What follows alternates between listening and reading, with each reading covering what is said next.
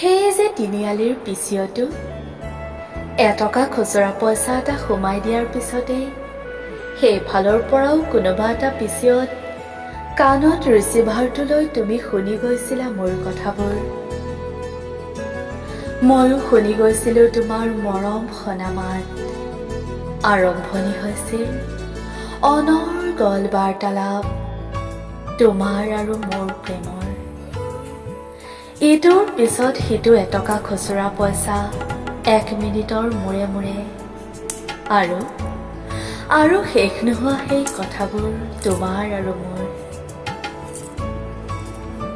যেন তাতে থমকি ৰৈ গৈছিল সময়, থমকি ৰৈ গৈছিলোঁ আমি।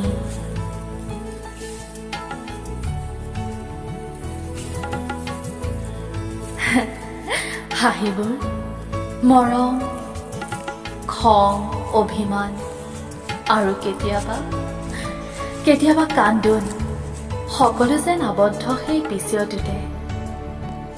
সেই যে ক্ৰিং ক্ৰিং শব্দটো, ভালপোৱাৰ অনুভূতি সকলো সামৰি ৰাখিছিলোঁ সেই পিচিঅটোতে।